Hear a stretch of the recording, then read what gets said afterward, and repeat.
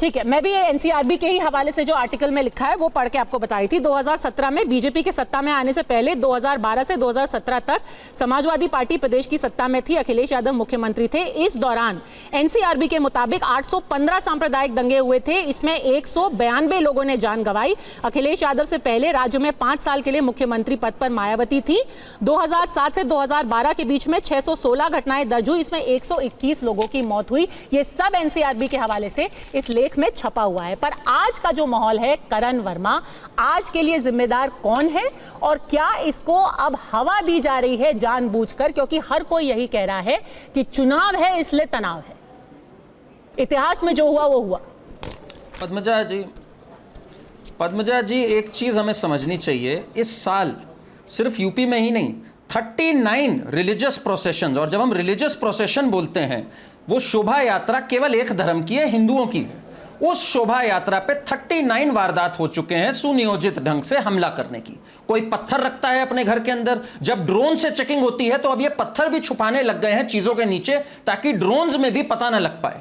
ये कौन सी मानसिकता है जो हिंदू की एक शोभा यात्रा तक नहीं निकलने दे सकते हैं? अभी जो समाजवादी पार्टी के प्रवक्ता हैं वो कहते हैं थोड़ा सा इलाका भी देखना चाहिए था, थोड़ा सा रास्ता भी देखना चाहिए था। क्या ये रास्ते, ये वही ममता बनर्जी वाली बात है कि ये हिंदू एरिया है, ये मुस्लिम एरिया है? क्या ये इलाकों में और इसमें बांटना चाहते हैं? और जब कोई व्यक्ति बोलता है बटेंगे तो कटेंगे, जब कोई व्यक्ति एकता की बात करता है तो इसमें उनको नजर आता है कि कम्युनल हो रहा है, वहां पे इनको लगता है सद्भाव बिगड़ रहा है। जब कोई इनका व्यक्ति अफजल अंसारी ये कह दे कि भाई ये करोगे तो रिएक्शन है, तो इस तरह से तो एक्शन रिएक्शन पे अगर हम जाने लग गए तो हम लोग कहें गोधरा दंगे जो हुए थे वो भी साबरमती जलने से हुए थे। ये एक्शन रिएक्शन की थ्योरी क्या चल सकती है इस देश के अंदर जो अफजल अंसारी ने दोहराई यहां पर? और पद्मजा जी, एनकाउंटर की एक बात बता दूं मैं आपको, 10,000 एनकाउंटर जो हुए हैं सब में रूल ये है मजिस्टेरियल इंक्वायरी होती है और 48 घंटे में एनएचआरसी के ऊपर रिपोर्ट जाती है। एक भी एनकाउंटर योगी आदित्यनाथ के दौरान में 10,000 में से 10,000 एक भी फ्लैग नहीं हुआ है एज इनअप्रोप्रिएट, एक भी नहीं। तो ये हवाबाजी करने से कुछ नहीं होता। ये अभी हमारे बोल रहे थे सपा के की बहन बोल रही है, काम नहीं हुआ, इकोनॉमी डबल हो गई। बोल रही है कि कल ही उठा लिया था एसटीएफ ने सबको, और सुबह उन्होंने आशंका जताई थी, पीएमओ को टैग करके बोला था एनकाउंटर होने वाला है, हो गया। जी जी जी जी। तो सरफराज की हरकतें ऐसी है कि उनकी बहन को पता था कि क्या होने जा रहा है उसके साथ, उनको पूरी तरह पता था कि उसकी हरकतें ऐसी रही हैं। हाँ। जिस मानसिकता का वो रहा है कल को वो पकड़ा जाएगा, अभी से ही बुनियाद बनाना स्टार्ट कर दो बेचारे की। इनकी यही तो विलाप की पूरी एक थ्योरी रही है। सोनिया गांधी और ये सब जैसे लोग इस पे विलाप करना शुरू कर देते हैं। उनके लिए नहीं करेंगे, जो हमारे ब्रेव पुलिस ऑफिसर मारे जाएंगे इस पे आ जाएंगे ये। प्रियंका गुप्ता, पूरे एनकाउंटर की जांच होनी चाहिए, पूरे मामले की जांच होनी चाहिए, और कुल मिलाकर के इस मामले में 4 एफआईआर किए गए हैं और सिर्फ यही 5 जो नामजद आरोपी हैं नहीं पकड़े गए हैं। आज आपके सांसद, आज आपके नेता जो है इमरान मसूद, उन्होंने कहा कि सिर्फ एक तरफा कार्रवाई हो रही है, पर उस तरफ के भी जिन लोगों ने दंगा किया सोमवार को 52 ऐसे लोग पकड़े गए हैं। यही 52 लोग उत्तर प्रदेश पुलिस ने ही पकड़े हैं। देखिए पद्मजा, मेरी तो सबसे पहले तो मैं यही कहूंगी कि पुलिस अगर ये काम पहले कर लेती, जब पता था कि रूट ये है, यात्रा ये है, तो पत्थर ढूंढ लेती, कट्टे ढूंढ लेती, ये सब कुछ ढूंढ लेती, तो आज हम और आप बैठकर यहाँ पर ये खूनी हिंसा पर डिस्कशन नहीं कर रहे होते।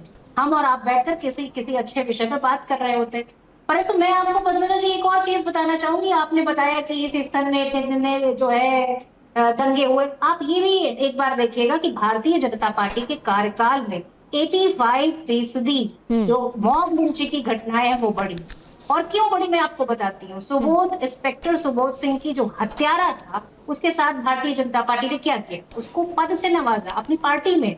और आप बताइए कि गुजरात में जिस पीड़िता को, जिसके साथ बलात्कार हुआ था दंगों में, उसके जो रेपिस्ट बाहर आए, वैसे रेपिस्ट बाहर आने के लिए भी भारतीय जनता पार्टी को ही आभार प्रकट करना चाहिए क्योंकि ये इन्होंने उसकी सजा माफ की थी, उसको मिठाई खिलाई गई।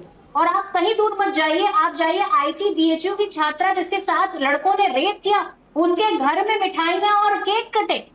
जवाब है कोई आपके पास इसका? प्रेम शुक्ला जी के पास नहीं होगा। वो तो कह देंगे कि आप महिला हैं और आप फलानी हैं और आप दिमागी हैं।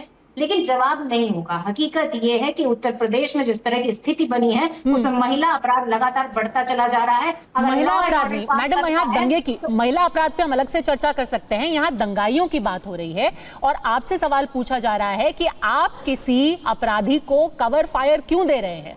अगर उसका एनकाउंटर होता है और उसको मारा नहीं गया है, वो जिंदा है अभी, मैंने तो उसका उत्तर ट्रायल पद्मजा चलेगा, जी, उसको आप कवर नहीं, फायर दे रहे हैं, कह रहे हैं कि ये फेक पद्मजा एनकाउंटर जी, है। कौन सा कवर फायर में दे रही हूँ यहाँ बैठकर? एनकाउंटर को फेक एनकाउंटर बताना क्या कवर फायर देना नहीं है अपराधी को? पद्मजा जी, मैं तो कह रही हूँ कि किसी का भी इनकाउंटर होता, मैं कोई जज करने वाली हूँ नहीं बैठी हूँ यहाँ, ना आप जज करने के लिए बैठी, ना प्रेम शुक्ला जज बने हुए हैं यहाँ नहीं पर नहीं, बैठ आपके करके। प्रदेश आप अध्यक्ष ने बोला है कि फेक एनकाउंटर किया अरे गया है, मैं लगातार उत्तर पूछना प्रदेश चाहती हूँ। पुलिस जो है फेक एनकाउंटर कर रही है। अजय राय जी ने भाई, बोला है। सवाल है, सवाल उठाए जाएंगे, सवाल उठाने में क्या दिक्कत है? लेकिन मैं इतना जरूर कहूंगी कि ये जो भी उत्तर प्रदेश में हो रहा है ये ठीक नहीं हो रहा। उत्तर प्रदेश की जनता ये इस तरह के खूनी खेल में कतई विश्वास नहीं करती और मुझे लगता है कि उपचुनाव में भारतीय जनता पार्टी को सबक सिखाएगी, जैसा 2024 के चुनाव में घुटनों पे लाके दिखाया था इंडिया गठबंधन ने, इस बार फिर घुटनों पे लाके दिखाएगी। क्योंकि लोगों को चाहिए रोजगार, लोगों को चाहिए उनका सिलेंडर 500 रुपए में, लोगों को सस्ती सब्जी, सस्ता जो है ठीक है। तेल चाहिए। इसलिए लोगों को ये हिंसा नहीं चाहिए भाई साहब, नौकरियां चाहिए लोगों को एमएसपी चाहिए।